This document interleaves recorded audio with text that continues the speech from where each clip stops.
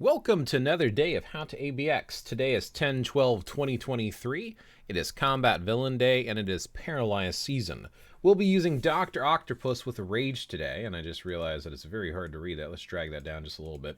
So I'll read through this rotation, kind of explain it, and then show you it in action, so if you want to stick around for that. But a little disclaimer that I've been adding into my videos as of recent, since people like to complain. There are multiple ways to play characters.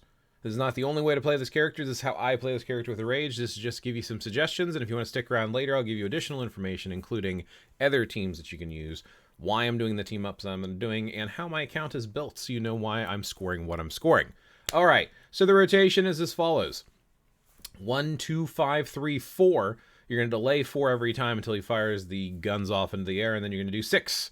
You're going to do 2 spins, 2 rotations around the beast, and you're going to interrupt your 6 with a 1, 2.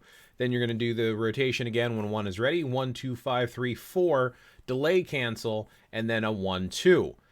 Now your 7 should be ready every other rotation. When your 7's ready, you hit your 7, and you can fit in 2 rotations of 1, 2, 5, 3, 4. 1, 2, 5, 3, 4. So pretty straightforward, pretty easy, because it does the cooldown, and you just kind of rinse and repeat. It is pretty intense, and you have to make sure you stay on top of the rotation. So let me go ahead and show you that in action. There is some randomness to the rotation. He can cancel, so you don't need your striker for canceling. So, yeah. Without further ado, let's show Dr. Octopus with a Rage doing some crazy, crazy stuff. So switch to Dr. Octopus, come up 1, 2, 5, 3, 4.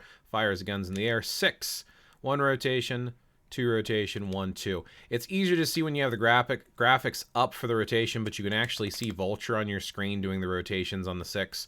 So just kind of pay attention to that. Notice there that 2 was actually inside the proc. If you can get them inside the proc, you do better. 7 right away. Don't wait. Don't wait. As soon as 7 is ready, you use it right away, and then you can get in 2 more rotations in there. Boom. And then always end that with a 1, 2. This keeps your skills on the proper cooldown. Now this time is a 6 rotation. 1, 2, 5, boop, boop. But use your 7. Wait on your 6. Remember, 7 takes the priority because that allows you to do those extra rotations in there. Circle once, circle twice. You can kind of see Vulture zip by with a 1, 2 at the end. He's about to jump center at 209, so I am actually going to wait until I do the next rotation, because if not, he's going to interrupt it by jumping away. As soon as he is targetable, 1, 2, 5, 3, 4, 7. 1, 2, 5, 3, 4. And 1 more. 1, 2, 5, 3, 4. Boom. Now we're going to finish that with a 1, 2. Now you can kind of see there's a rhythm. I mean, I know it's kind of chaotic. You got to stick with it. Stick in rotation. 7. 1, 2, 5, 3, 4. 1 more. 1, 2, 5, 3, 4, and a 6 this time. 1, 2, 5, 3, 4. Fire 6. 1 spin. 2 spin. Finish with a 1, 2 to interrupt. Now that allows your 1, 2 to be on cooldown with your other skills for another rotation with a 7. You see how often I'm able to use the 7 by doing this? Alright, so his next roar is going to be at 116. So keep that in mind. I am still going to do... Actually, I'm going to wait here because he's going to jump center in a second. There we go. And then go right into the 7. Alright, we should have 6 ready for this rotation. Boom, 6. 1 spin, 2 spin, 1, 2.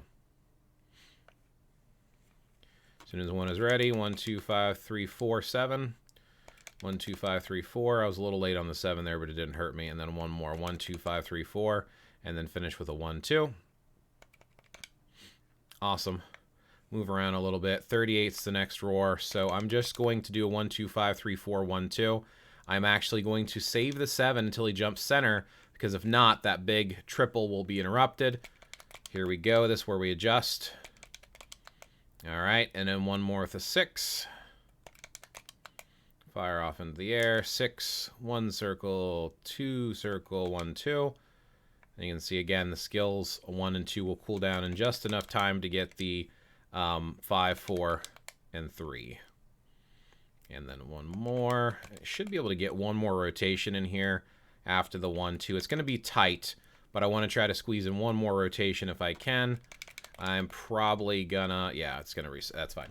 12.7 million. Not an incredible score. Forgot to turn on the sound. I'm sorry about that. So you had to sit through a lot of silence there. I usually play with the sound off. But anyway, so yeah, 12.7 mil. I mean, that's not terrible. It's not great, but it's not terrible. So let me write that down. 127933014, because I like to track my scores, so this way I can make progress over time. And as you improve your score, it's awesome. So yeah, always good to compare. Let me talk about my account real quick. I'll show you the team I'm using and why, and then you can get an idea for why my account is built the way it is and why I'm scoring what I'm scoring with my Dr. Octopus. And I'll talk about alternate teams too if you want to stick around. So cards, I'm just going to show them real quick. So that's where my cards are built today. Pause it if you want to read those. Here are my X swords. Pause if you want to read those. All right, and then let's go ahead and go into Dr. Octopus, talk about his build.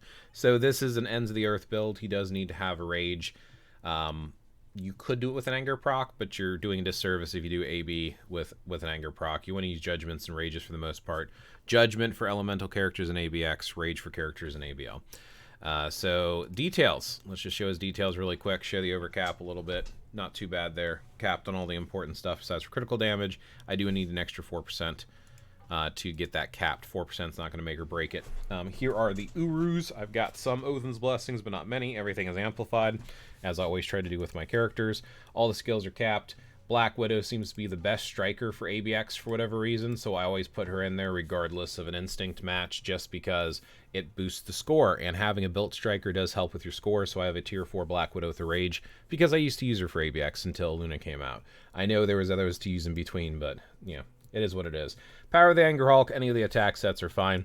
To cover that in many of the other videos. I do not have his artifact. I do have a Cruelty, which is an instinct match with a +5, and I have a CTP of Rage, which is a normal Rage. I could reforge that for more damage. It's at 0.9, which is not too bad. And then the uniform itself is a mythic uniform. So that's Dr. Octopus. That's how I have him built out. Let's talk about team comp and alternate options for today in case you do not have this uniform. So Alliance Battle, Extreme, Challenge the Extreme mode. I'm using Titania's Leadership because she gives a plus 60% increase of physical damage. She is not the only one that you can use, but she does have this passive for strong allies. So what does strong allies mean? And this is important that you know when effects take effect. Go to the details page of any character, and if you have the muscle icon here and you click on it, it'll actually say strong. So that passive does not help this team. It will help Namor though, because Namor is a strong character. Let me give you an example of that. So I don't have a tier 4 Namor, I have a tier 3 Namor. So if we go to details here, see this little fist here for the little muscle thing, and it says strong. That will affect him. So he will get that bonus. Dr. Octopus is not getting that bonus. I just want to point that out so you realize when you're using certain characters whether or not they're giving you bonuses. So there's nothing else here. I don't even think she has a uniform effect. Always check your uniform effects on your characters. That applies to self. So she is literally only giving a 60% leadership, which means you could use Abomination instead. 60% for combat allies. So, I mean, either one's fine. The reason I typically have her on the team is there are certain days where she can be used for canceling, like with burn and whatnot. So I have had her on the team before for canceling purposes. I just always put her on the team. There's no reason you have to use her over Abomination. But just in case you don't have Abomination, this is an alternative. And it's literally just leadership. The other one here is Taskmaster. If you do not have Marvel Studios Black Widow Taskmaster uniform, which technically it's a female for the movie, it's considered a male in the game. It's fine because the character is a male in the comics. But Taskmaster's uniform here, if you go to the uniform effects, check this out. You need this uniform. All allies are going to get damage dealt, which I consider to be one of the best support abilities in the game. 40% damage dealt. So that's what you want. That's why you have Taskmaster on the team. I do have an insight on a Taskmaster because Taskmaster is worth it, and Taskmaster is good for multiple teams, but you must have that uniform. So yeah, that's basically what I'm doing here. Leadership, damage dealt, and insight, and that's all pumping up Dr. Octopus. So let's say you don't have Dr. Octopus. Who else can you use? Namor. Namor is the second best option. And as you can see here, you don't have a lot of leadership options. Titania is the best leadership for him because you get an extra 25%. So instead of 60% for the physical attack, this is all attack. Remember, all attack applies to physical and energy, but Namor is a physical attacker, so you can basically just considering it stacking physical attack. I guess all attack might apply to elemental too. I'm not 100% sure on that. But basically you can consider this combination here being an 85% increase. Yeah. So if you have a tier 4 Namor, he might actually outshine Dr. Octopus, having a better lead here today. Another option you can do Notice I'm not touching Taskmaster because Taskmaster is like the only option pretty much for today. If you have a tier 4 Hulk who's better at PvP, his PvP build will actually do really good in PvE because his attacks scale on his hit points. That's right. If you actually look at all of his skills for his Fear Itself uniform, and you look at, you know, what are these skills here? Physical damage, 54% of hit points. All of this stuff, 60% of hit points, right? All of them, all of his skills, damage, physical damage, 66% of hit points. More hit points means more damage, so it works both in PvP and PvE. So you would want to use Abomination if you're going to use Hulk as your damage dealer, because not only does it give the 60%, but check this out, there's a passive that only applies to gamma radiation allies, and it gives damage dealt. So now we're talking about, with Taskmaster, 85% damage dealt, and increased chain hit by 20%. Now, what do we just talk about? It applies to allies. You need to go check that out and understand why. Go to your details page. So what here? Gamma radiation. There you go.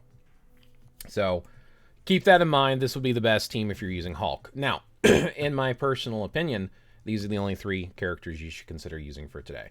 I have heard other people tell me that Dr. Octopus outscores Namor. I've had other people say Namor outscores Dr. Octopus. Honestly, tier 4 who you want. For this particular season, it still doesn't really matter. I mean, they're both going to do really good. I don't have a tier 4 Namor, so I can't compare it. Namor I've seen with a Judgment. I have a Judgment on my Namor, so I don't know how he stacks up at a tier 3. He cannot hold a candle to Dr. Octopus's tier 4. You do have some options. Pick the one you like the best. Which one's easier for you to play. But Titania does have that unfair advantage for the villain days. Just to keep that in mind, it gives that extra boost for Namor. I'm using Doc Ock. Now, Hulk probably would be third best, in my opinion, from what I've seen other people do. Likewise, I do not have a tier 4 Hulk. I have a tier 3 Hulk. Carnage is basically PvP focused, so I would not use him. Mr. Fantastic, the Maker uniform, even though you can tier 4 both of those characters, I don't believe they hold up.